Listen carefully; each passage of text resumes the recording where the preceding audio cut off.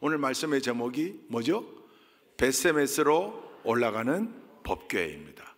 원래 이름은 법궤만 쓰인 게 아니죠. 성경에 보면 궤라고 쓰였고 법궤라고도 불리고 언약궤라고도 불리고 증거궤라고도 불리고 여호와의 궤라고도 불리고 뭐 여러 명칭이 있습니다.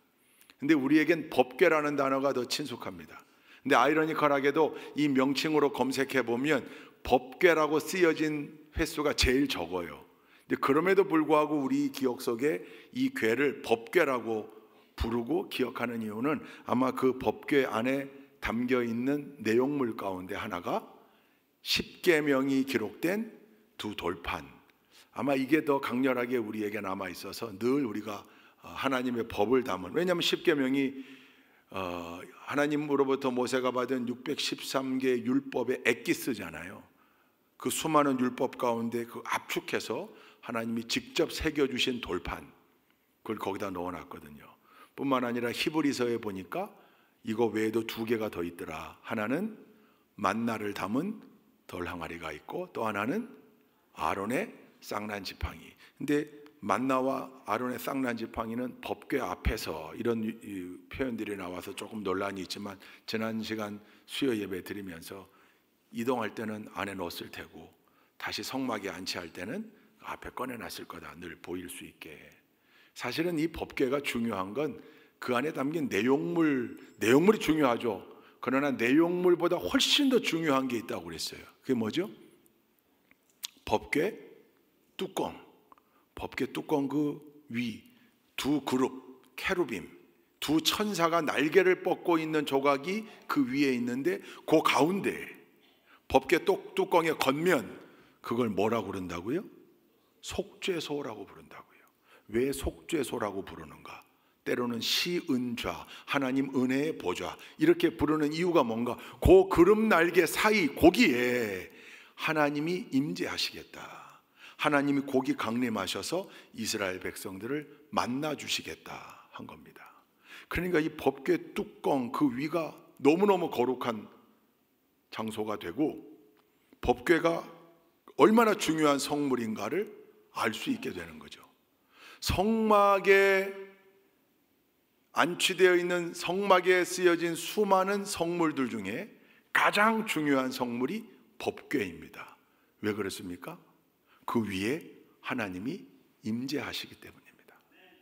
할렐루야. 그러니까 법궤는 하나님을 상징하는 겁니다. 여러분, 그래서 이 성막을 만든 다음에 시내 광야에서 11개월 20일 동안 잘 건축하고 만든 다음에 본격적인 광야 행군 시작할 때 하나님이 1차로 인구조사하게 하셨고, 그래서 행군 제대를 쭉 편성해 주셨는데 제일 앞장서는 건 뭐가 하게 해라? 법궤가 앞장서게 해라. 법궤가. 누가 그걸 메고? 레위 지파의 고핫 자손들이 그걸 메고 제일 앞서 걸어라.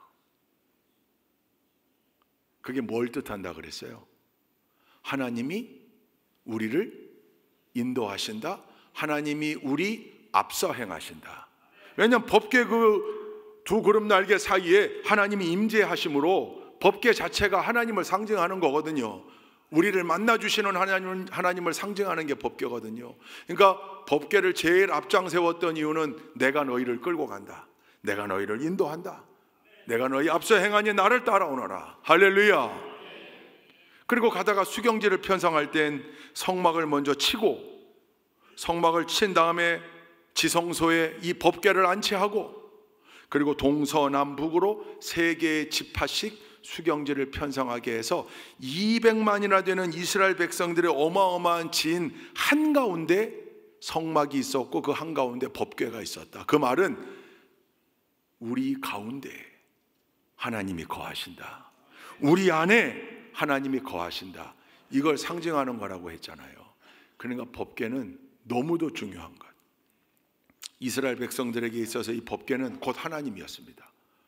여러분, 그렇게 법궤를 만들고 본격적인 광야 행군을 할 때, 법궤를 앞세우고 행진할 때 무려 40년, 약 40년 광야 행진했는데 무슨 일들이 있었습니까?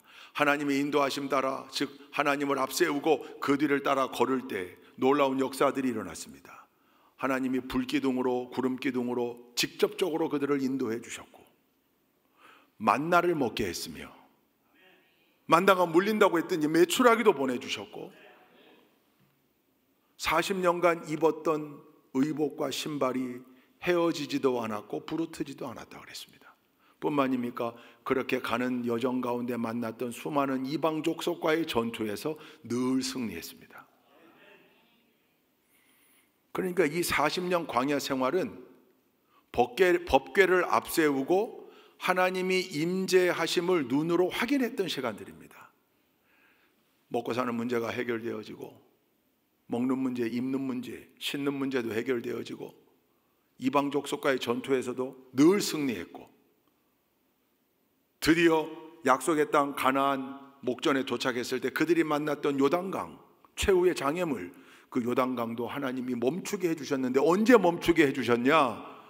법궤를 맨 제사장들이 시뻘겋게 흐르는 그 요단강물에 발을 담그고 들어갈 때, 그때 요단강물을 멈춰 세워주셨다.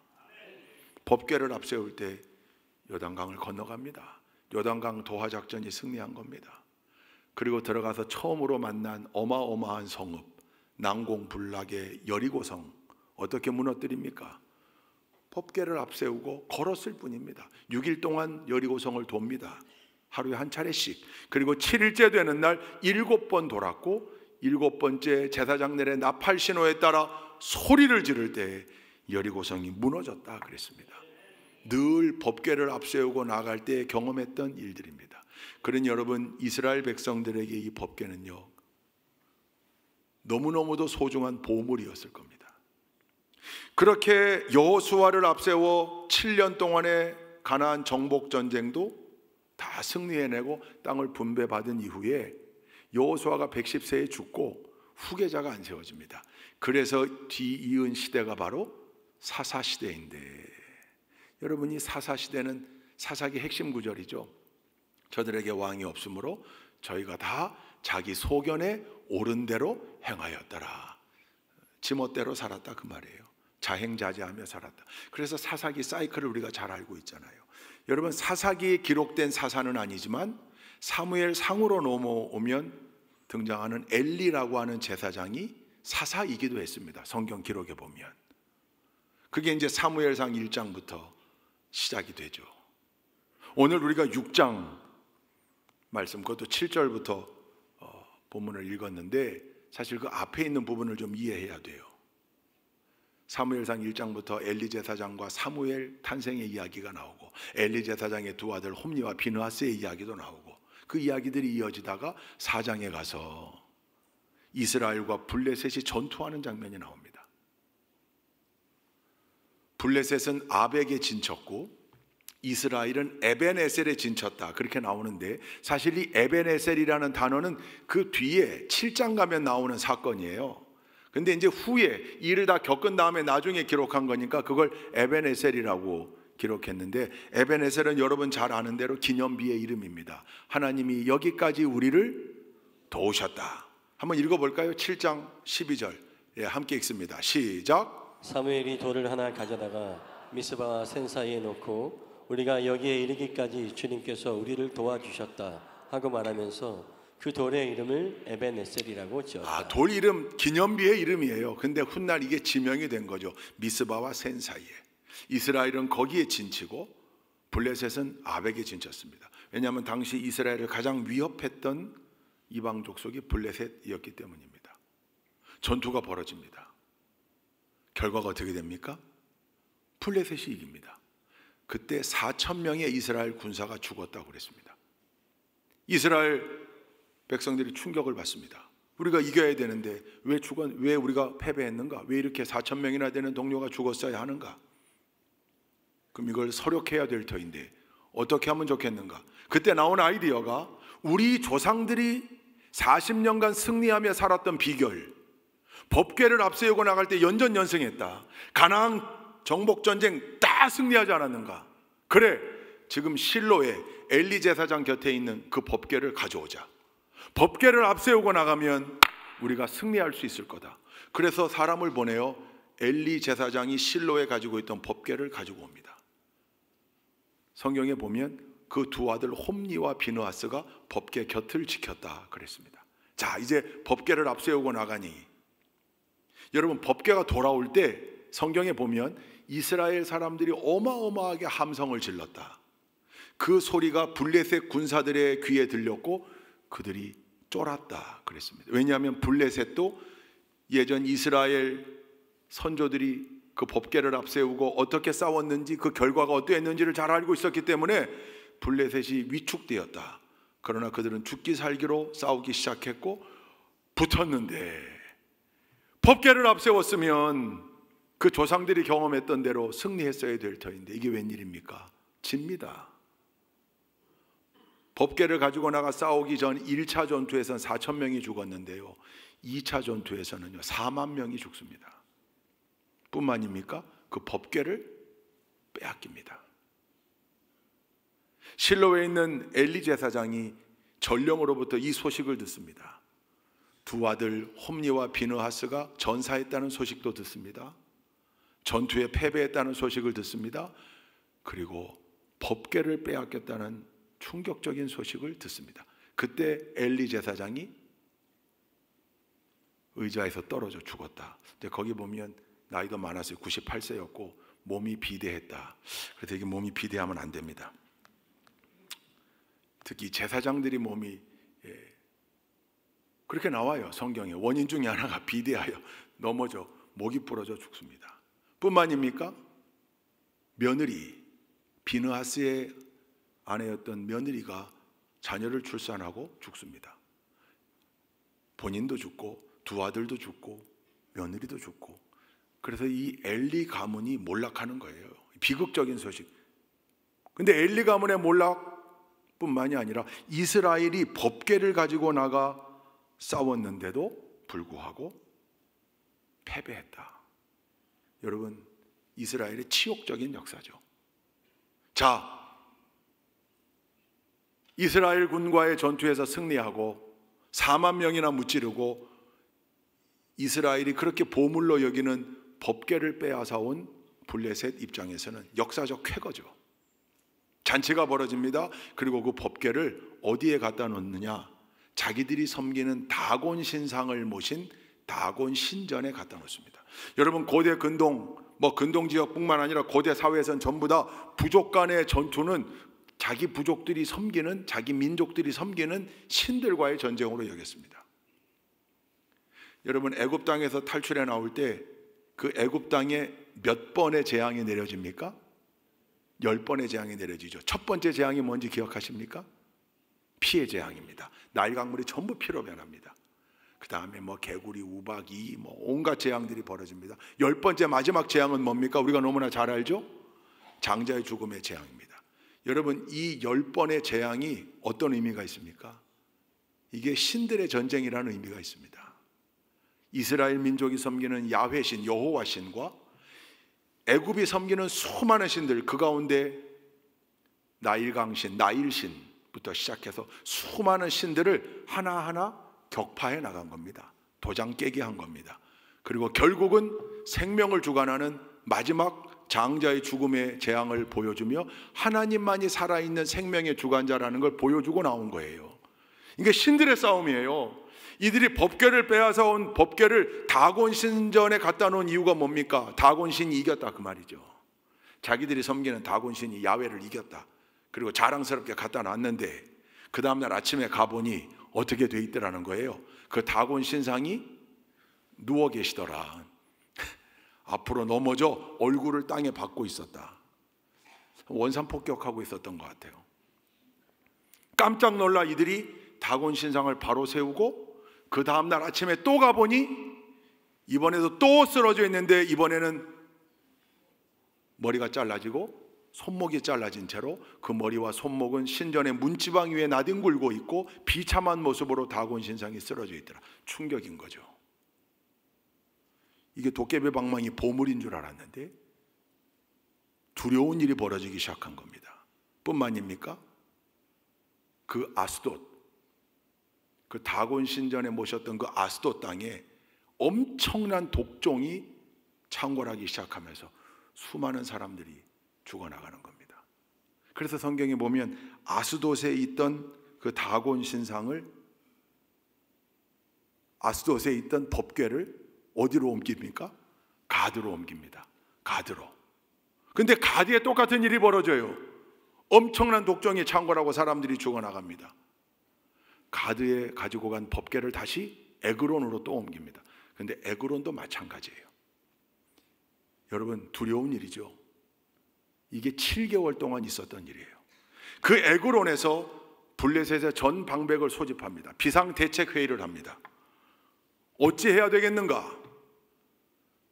그래서 오늘 우리가 6장 앞부분은 안 읽었는데 2절에 보면 블레셋의 제사장들과 점쟁이들, 복술자들을 부릅니다. 이 일을 어찌하면 좋을까? 한번 2절 읽어볼까요? 함께 읽습니다. 시작. 블레셋 사람들이 제사장들과 점쟁이들을 불러놓고 물었다.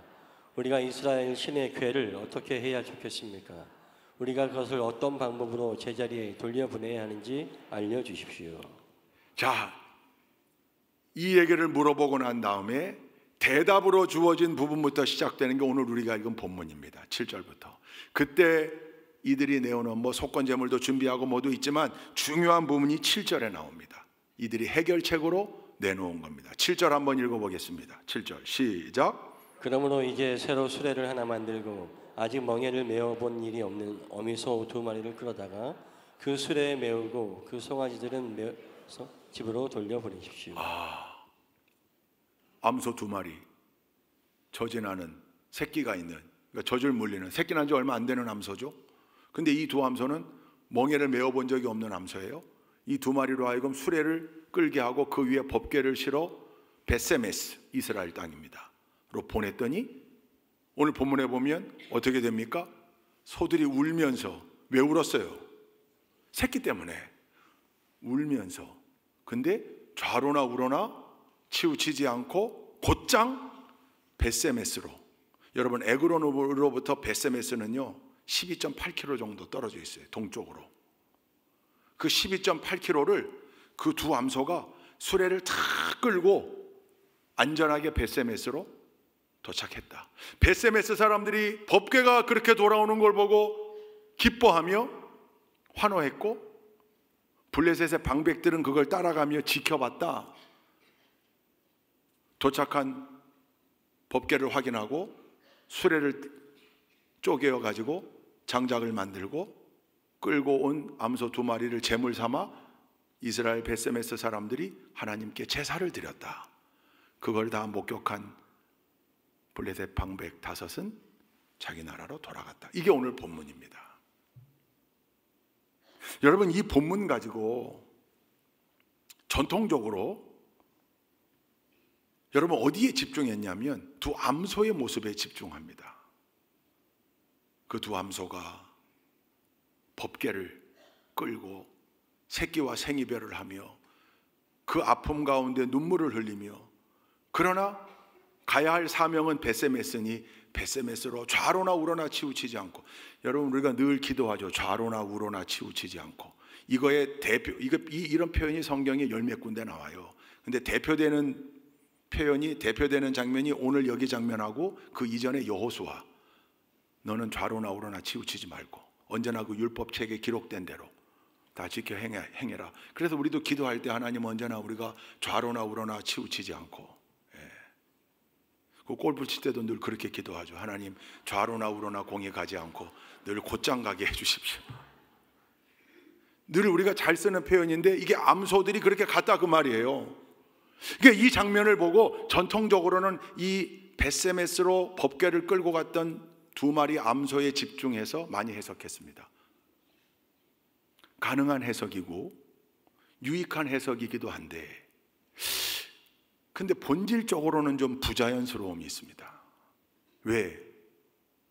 그 2마리 암소가 이 일을 어금니 물고 슬픔 가운데에도 사명을 위하여 자의적으로 절제하고 희생하며 이 일을 했다 그러면 이 일을 우리의 모델로 삼아 우리가 도전받고 자극받고 하는 일에 장애가 없을 텐데 그러진 않거든요.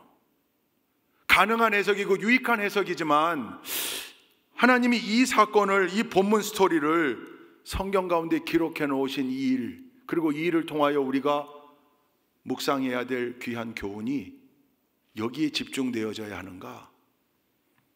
이것도 한 손에 들고, 그러나 다른 관점에서도 이 사건을 바라볼 필요가 있다. 어쩌면 이 일이 더 본질적인 일일 수 있겠다. 오늘 그 말씀 나누려고 하는 겁니다. 그래서 오늘 말씀의 제목이 벳세메스로 올라가는 암소가 아니고 벳세메스로 올라가는 법궤입니다. 법궤가 에그론에서 벳세메스로 안전하게 올라갑니다. 그 일에 집중해 보자는 얘기입니다. 두 마리 암소의 모습에서 우리 신앙인들의 모습, 그거에 대한 교훈도 충분히 묵상할 수 있지만, 그러나 더 근본적인 일이 있지 않을까. 다른 관점에서 한번 보자. 그러면 오늘 아주 중요한 부분이 7절에서 9절인데요. 이 블레셋 제사장들과 점쟁이들이 택한 방법입니다. 우리 7절하고 8절만 먼저 읽어볼까요? 7절 8절 읽습니다. 본문 7절 8절 시작. 그러므로 이제 새로 수레를 하나 만들고 아직 멍에를 메어본 일이 없는 어미소 2마리를 끌어다가 그 수레에 메우고 그 송아지들은 떼어서 집으로 돌려보내십시오. 그런 다음에 주님의 궤를 가져다가 그 수레에 싣고 여러분이 궤를 가져온 허물을 벗으려면 속건 제물로 보내는 금으로 만든 물건들은 작은 상자에 모두 담아 궤 곁에 두고 그 소 2마리가 가고 싶은 대로 수레를 끌고 가도록 하십시오. 여러분, 속건 제물이 나오니까 블레셋의 제사장들과 점쟁이들도 실력이 있었던 친구들인 거죠. 성물에 대하여 죄를 지었을 땐 속건제를 드려야 돼요. 그러니까 그 제물도 준비해라 그 말이에요. 근데 중요한 게 7절에 나와요. 이들이 방법으로 제시한 것, 법궤를 벳세메스로 돌려주는, 이스라엘로 돌려주는 방법으로 택한 게 3개 나와요. 첫째, 소를 택하는데 멍에를 메어본 일이 없는 소를 택합니다. 멍에를 메어본 일이 없어요. 일해본 적이 없는 거예요. 여러분, 수레를 끌려고 해도 그 수레를 끄는 멍에를 소에 얹어야 되는 거죠. 그러니까 뭔 수레를 끌거나 쟁기질을 하거나 해본 적이 없어요. 그 소예요. 두 번째는요, 암소를 택해요. 그것도 젖이나는 암소. 개역개정에 보면 이제 새끼를 낳아서 새끼에게 젖을 아직 먹여야 되는 암소를 택해요. 세 번째는 몇 마리를 택해요? 2마리를 택해요. 여러분 생각해 보십시오. 자기들의 재앙을 피하기 위하여 빨리 법궤를 이스라엘로 돌려보내줘야 되겠다. 그래서 이 법궤를 에그론에서 가장 가까운 이스라엘 땅 벳세메스로 안전하게 돌려보내는 일이 이들의 목표였다면 적어도 이렇게 하면 안 되는 거죠. 이렇게 하면 안 돼요. 왜요? 첫째, 멍에를 메어본 일이 없는 소를 택해야 되겠습니까? 수레를 끄는 일에 숙달되어 있는 소를 택해야 되겠습니까? 숙달된 소를 택해야죠. 잘 끄는 소를 택해야죠. 늘 그걸 일로 삼아서 했던 소를 택해야죠. 그래야 어색하지 않게 가죠. 근데 멍에를 메어보지 않은 소를 택해요. 이상하지 않나요? 만약에 한 번도 그 일을 해보지 않은 소, 즉 깨끗함이나 순결함이 목표였다면, 이게 법계의 특성상 처음으로 행하는 소, 그렇게 임무를 주는 게 필요했다고 생각된다면 암소 말고 차라리 어린 송아지들 여러 마리를 택할 수도 있잖아요. 근데 아니, 그러지 않았어요. 미숙한 소를 택한 거예요. 해보지 않은 소를 택한 거예요. 두 번째는요, 암소 말고 이 암소를 택했는데 그걸 잘 끌고 가게 하려면 암소 말고 숫소, 황소를 택해야죠. 힘 좋은 황소. 좌로나 우로나 치우치지 말고 길 따라서 곧장 가기를 원했다면 무거운 법궤를 넉넉히 끌고 갈 수 있는 힘 좋은 황소를 택했어야죠. 근데 암소를 택했어요. 황소가 더 제격이지 않습니까? 더군다나 지금 이 암소는 예민하고 민감해요. 왜요? 새끼를 낳아서 젖이 돌고 있거든요. 늘 지금 새끼, 송아지, 자기 새끼 소리, 이거에 민감한 암소를 택했어요. 좌로나 우로나 치우치지 않고 곧장, 그거 어려운 소예요. 근데 그 소를 택했어요. 세 번째는요, 몇 마리를 택했다고요? 여러분, 이게 2마리가 좋겠습니까? 힘센 소 1마리가 좋겠습니까? 훈련되어 있지 않으면요, 2마리가 보조를 맞춰서 같이 끌고 가기 어려워요. 함께 그거에 숙달되어 있는 소여야 돼요. 2마리가 되면요, 서로 자기 새끼나 소리 나는 쪽, 뭐 이쪽 저쪽, 요즘 말로 대환장 파티가 벌어지기 쉽습니다. 오른쪽으로 왼쪽으로 뒤로 막 뒷발로 차고 옆으로 대환장 파티. 근데 2마리를 그렇게 택했다고요. 도무지 이해가 되질 않아요. 여러분 생각이 어떠세요? 저진하는 암소 2마리, 그것도 한 번도 멍에를 메어보지 않은 저진하는 암소 2마리를 택한 이유가 뭘까요? 9절에 나와요. 9절 말씀 한번 읽어보십시다.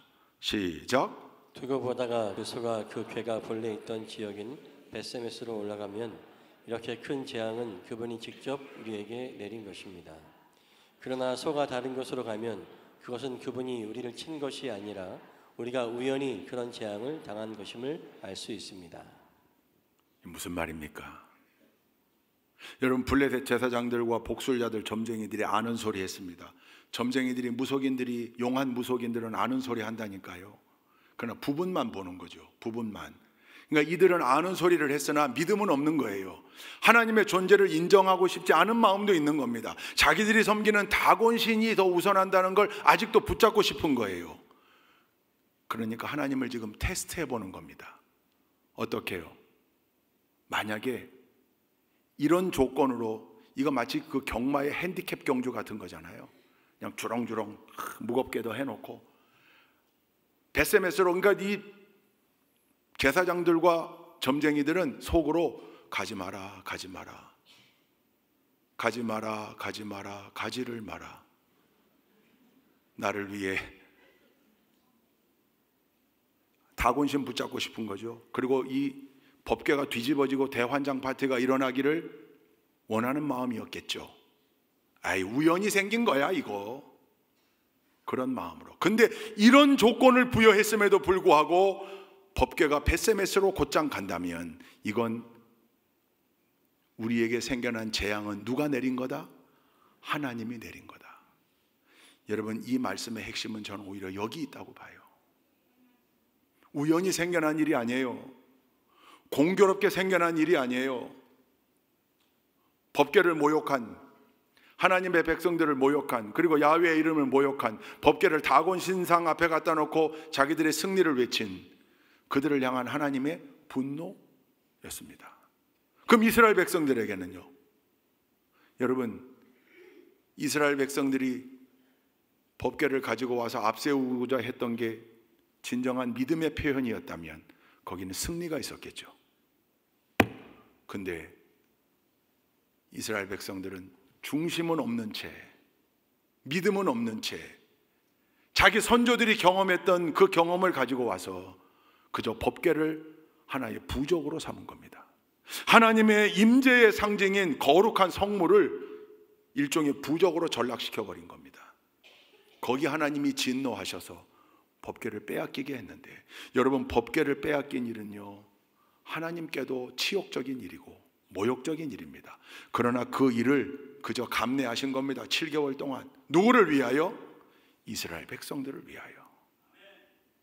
예수 그리스도께서 십자가 고난을 당하신 이유, 침뱉음을 당하시고 그 무수한 조롱을 당하신 이유, 우리를 위하여 그 고난을 감내하신 거잖아요. 똑같은 거예요. 그리고 이 사건은 하나님의 살아계심을 확인하고 싶어하는 블레셋 방백들과 제사장들과 복술자들, 점쟁이들에게 뿐만 아니라 법궤를 빼앗겨버리고 망연자실에 있는 이스라엘 백성들에게 살아계신 하나님을 명확하게 보여준 사건입니다. 법궤를 벳세메스로 이동시키신 분이 누구십니까? 하나님입니다. 2마리 암소의 헌신이 아닙니다. 2마리 암소의 희생이 아닙니다. 그렇게 행하게 하신 이가 하나님이십니다. 자기들 귀에 성화 소들귀에 새끼 송아지들의 울음소리가 들립니다. 그래서 웁니다. 그럼에도 불구하고 곧장 벳세메스를 향하게 했습니다. 누가? 하나님이요. 저는 이 사건의 핵심이 여기 있다고 봅니다. 때때로 우리로 하여금 어려움을 당하게 하기도 하시고, 때로는 늘 승리해야 할 것 같은 하나님의 백성들이지만 때로는 패하게도 하시는, 그게 재수가 없어서 운이 없어서 아니요, 거기에도 하나님의 기쁘신 뜻이 있고 하나님의 설계와 계획이 있고, 하나님은 이 일을 통하여 우리로 하여금 다시금 재확인하기를 원하고 계시는 거죠. 무엇을? 모든 것을 이루시는 분은 절대 주권자이신 하나님. 새끼를 떼어놓고 울면서도 12.8km를 곧장 암소가 걸어가게끔 만드신 이도 하나님이시오. 그래서 그 법궤가 안전하게 이스라엘로 돌아오게 하신 그 이가 하나님이심을 깨닫게 한 겁니다. 여러분, 성경에 보면 블레셋의 방백들이 따라옵니다. 12절을 한번 보실까요? 12절 시작. 그 암소들은 벳세메스 쪽으로 가는 길로 곧장 걸어갔다. 그 소들은 큰 길에서 오른쪽으로나 왼쪽으로나 벗어나지 않고 울음소리를 내면서 똑바로 길만 따라서 갔고, 그 뒤로 블레셋 통치자들이 벳세메스의 경계까지 따라서 갔다. 블레셋 방백들 통치자들이 따라간 거예요. 왜요? 확인하려고요. 가면서 그런 마음 아니었을까요?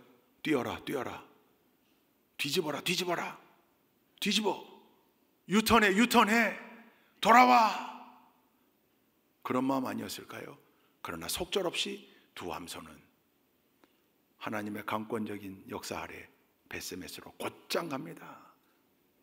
한 번도 멍에를 매본 일이 없는 녀석들로 뽑았는데 한 20년 종사한 것 같은 능숙함으로 갑니다.